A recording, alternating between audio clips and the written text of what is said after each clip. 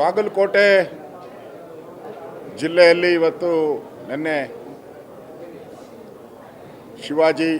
ಛತ್ರಪತಿ ಶಿವಾಜಿ ಮಹಾರಾಜರ ಮೆರವಣಿಗೆ ನಡೀತಾ ಇತ್ತು.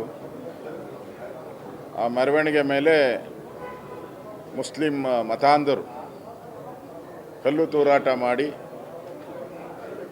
ಶಿವಾಜಿ ಪ್ರತಿಮೆಗೆ, ಆ ಕಟೌಟ್ಗೆ ಅವಮಾನ ಮಾಡಿರ್ತಕ್ಕಂಥ ಘಟನೆ ಇಡೀ ರಾಜ್ಯದಲ್ಲಿ ಉದ್ವಿಗ್ನಗೊಂಡಿದೆ. ಛತ್ರಪತಿ ಶಿವಾಜಿ ಮಹಾರಾಜ್ ಅವರು ಹಿಂದೂ ಧರ್ಮದ ಸಂಘಟನೆಗೆ, ಉದ್ಧಾರಕ್ಕೆ ಕೆಲಸ ಮಾಡಿದಂಥವರು. ವಿಶೇಷವಾಗಿ ಮರಾಠ ಜನಾಂಗ ಶಿವಾಜಿಯನ್ನು ದೇವರ ರೀತಿ ಪೂಜೆ ಮಾಡ್ತಾರೆ. ಆದರೆ ಶಿವಾಜಿ ಇಡೀ ಹಿಂದೂ ಸಮುದಾಯಕ್ಕೆ ಒಂದು ಸಂಕೇತ. ಅಂಥ ಒಂದು ಮೆರವಣಿಗೆ ಮೇಲೆ ಈ ದುಷ್ಕರ್ಮಿಗಳು ಕಲ್ಲು ತೂರಾಟ ಮಾಡಿ, ಪೊಲೀಸರ ಮೇಲೆ ಹಲ್ಲೆ ಮಾಡಿ, SP ಮೇಲೆ ಕಲ್ಲು ತೂರಾಟ ಮಾಡಿ ಗಾಯ ಆಗಿರೋವಂಥದ್ದು, ಇವೆಲ್ಲನೂ ಕೂಡ ಪೂರ್ವ ನಿಯೋಜಿತ. ಇದೇನು ಮೊದಲಲ್ಲ. ಗಣೇಶ ಮೆರವಣಿಗೆ ಮೇಲೂ ಮಂಡ್ಯದಲ್ಲಿ ಕಲ್ಲು ತೂರಾಟ ಮಾಡಿದ್ರು. ಹನುಮ ಮಾಲಾಧಾರಿಗಳ ಮೇಲೂ ಕಲ್ಲು ತೂರಾಟ ಮಾಡಿದ್ದಾರೆ. ಶ್ರೀರಾಮನ ಕಟೌಟ್ರನ್ನು ಕೂಡ ಹರಿದು ಹಲ್ಲೆ ಮಾಡಿರ್ತಕ್ಕಂಥ ಘಟನೆ ಇದೆ. ಈ ಥರ ಕರ್ನಾಟಕದಲ್ಲಿ ಕಾಂಗ್ರೆಸ್ ಸರ್ಕಾರ ಬಂದ ಮೇಲೆ ಈ ಮುಸ್ಲಿಂ ಭಯೋತ್ಪಾದಕರಿಗೆ, ಮುಸ್ಲಿಂ ಮೂಲಭೂತವಾದಿಗಳಿಗೆ ಹಬ್ಬ ಆಗ್ಬಿಟ್ಟಿದೆ. ಯಾಕಂದರೆ ಕಾಂಗ್ರೆಸ್ ಅವರು ಹೇಳಿದ್ದಾರೆ, ಯಾವುದೇ ಮುಸ್ಲಿಮರ ಮೇಲೆ ಕೇಸ್ ಹಾಕಬೇಡಿ, ಅವರೆಲ್ಲ ನಮ್ಮ ಬಂಧುಗಳು. ಕುಕ್ಕರ್ ಬ್ಲಾಸ್ಟ್ ಮಾಡಿದಂಥ ಮುಸ್ಲಿಂ ಏನಿದ್ದಾನೆ ಅವನು ನಮ್ಮ ಬಂಧು. ವಿಧಾನಸೌಧದಲ್ಲಿ ಪಾಕಿಸ್ತಾನ ಜಿಂದಾಬಾದ್ ಅಂತ ಹೇಳಿದವರು ಕೂಡ ನಮ್ಮ ಬಂಧುಗಳು. ಅದಕ್ಕೆ ಅವ್ರ ಮೇಲೆ ಕ್ರಮ ತೆಗೆದುಕೊಳ್ಳಿ ಅಂತ ಬೇಡ ಅಂತ ಹೇಳಿರೋದಕ್ಕೋಸ್ಕರ ಇಡೀ ರಾಜ್ಯದಲ್ಲಿ ಇವತ್ತು ಯಾವುದೇ ಹಿಂದೂ ಹಬ್ಬ ಇರಲಿ, ಈ ಥರದ ಒಂದು ಘಟನೆ ನಡೀತಾ ಇದೆ. ಇವತ್ತು ಈ ಚಳುವಳಿ ಎಲ್ಲಿಗೆ ಹಬ್ಬುತ್ತೋ ಗೊತ್ತಿಲ್ಲ.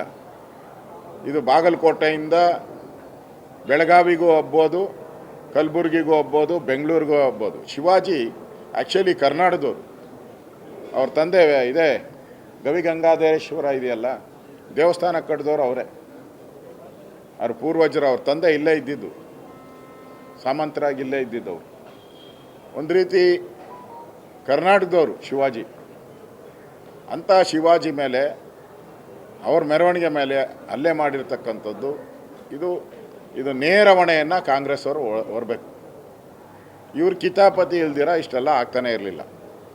ಇವ್ರ ಕಿತಾಪತಿಯಿಂದನೇ ಇಷ್ಟೆಲ್ಲ ಘಟನೆ ಆಗಿರೋದು. ಇವತ್ತು ಮುಖ್ಯಮಂತ್ರಿಗಳ ಹೇಳಿಕೆಯನ್ನು ನೋಡಿದೆ, ಟ್ವೀಟ್ ಮಾಡಿದ್ದಾರೆ, ಕಟ್ಟುನಿಟ್ಟಿನ ಕ್ರಮ.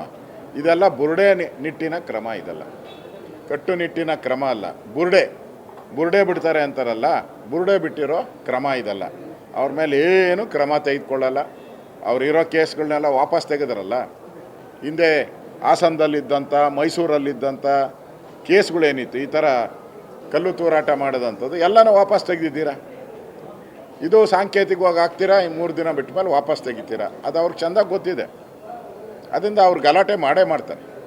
ಅದರಿಂದ ಈ ಸರ್ಕಾರ ಹಿಂದೂಗಳ ದ್ವೇಷಿ ಸರ್ಕಾರ. ಇದು ಅಖಂಡ ಹಿಂದೂಗಳು, ಯಾರು ದಲಿತರಿದ್ದಾರೆ, ಯಾರು ಹಿಂದುಳಿದವರಿದ್ದಾರೆ, ಯಾರು ಮುಂದುವರೆದಿದ್ದಾರೆ, ಎಲ್ಲ ಹಿಂದೂ ಸಮುದಾಯದ ವಿರೋಧಿಗಳಿವರು. ಇವರಿಂದ ಅಲ್ಲಿ ಶಾಂತಿ ಸ್ಥಾಪನೆ ಆಗ್ತೈತೆ ಅಂತ ಏನು ಭ್ರಮೆ ಅಷ್ಟೇ. ಅದರಿಂದ ಇದ್ರ ಬಗ್ಗೆ ಇಮಿಡಿಯೇಟಾಗಿ ಸರ್ಕಾರ ಗೂಂಡಾ ಆಕ್ಟ್ ಹಾಕಬೇಕು. ಇವ್ರ ಮೇಲೆಲ್ಲ ಗೂಂಡಾ ಆಕ್ಟ್ ಹಾಕಿ 1 ವರ್ಷ ಜೈಲಲ್ಲಿ ಇಡಬೇಕು. ಆಗ ಈ ಸರ್ಕಾರ ಕರೆಕ್ಟಾಗಿ ನಡೀತಾ ಇದೆ ಅಂತಾರೆ. ಗೂಂಡಾ ಆಕ್ಟ್ ಹಾಕಿಲ್ಲ ಅಂದರೆ ಈ ಸರ್ಕಾರ ಅವ್ರ ಜೊತೆ ಶಾಮೀಲಾಗಿದೆ ಅಂತ ನೇರವಾಗಿ ನಾನು ಆಪಾದನೆಯನ್ನು ಮಾಡ್ತಾಯಿದ್ದೀನಿ. 100% ಇವರು ಅವ್ರ ಜೊತೆ ಶಾಮೀಲು. ಗೂಂಡಾ ಆಕ್ಟ್ ಹಾಕಿಲ್ಲ ಅಂದರೆ 100% ನೀವು ಅವ್ರ ಜೊತೆ ಶಾಮೀಲಾಗಿದ್ದೀರಾ. ಅವ್ರಿಗೆ ಪ್ರೋತ್ಸಾಹ ಕೊಡ್ತಾ ಇದ್ದೀರಾ. ಅವ್ರಿಗೆ ಓಟ್ಗೋಸ್ಕರ ನೀವು ಅಲ್ಪಸಂಖ್ಯಾತರನ್ನ ಓಲೈಕೆ ಮಾಡುವಂಥ ಕ್ರಮಗಳನ್ನು ಮಾಡ್ತಾ ಇದ್ದೀರಾ. ನಾನು ನೋಡಿದ್ದೀನಿ, ಮಂಡ್ಯದಲ್ಲಾದಾಗೂ ಕೂಡ ಕೇಸ್ ಹಾಕಿದ್ರಿ, ಆ ಕೇಸ್ಗಳನ್ನೆಲ್ಲ ಮುಚ್ಚಾಕ್ತಾ ಇದ್ದೀರಾ. ಅದರಿಂದ ಈ ಸರ್ಕಾರ ಒಂದು ರೀತಿ ಹಿಂದೂ ದ್ರೋಹಿ ಸರ್ಕಾರ.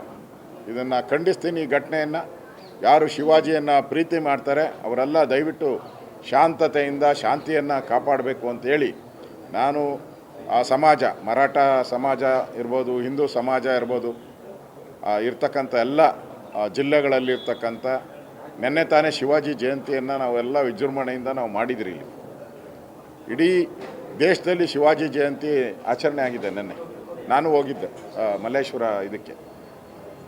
ಇಲ್ಲಿ ನೋಡಿದ್ರೆ ಈ ಥರ ಕಲ್ಲು ತೂರಾಟ ಮಾಡಿರೋವಂಥದ್ದು, ಹಲ್ಲೆ ಮಾಡಿರತಕ್ಕಂಥದ್ದು ಅಕ್ಷಮ್ಯ ಅಪರಾಧ.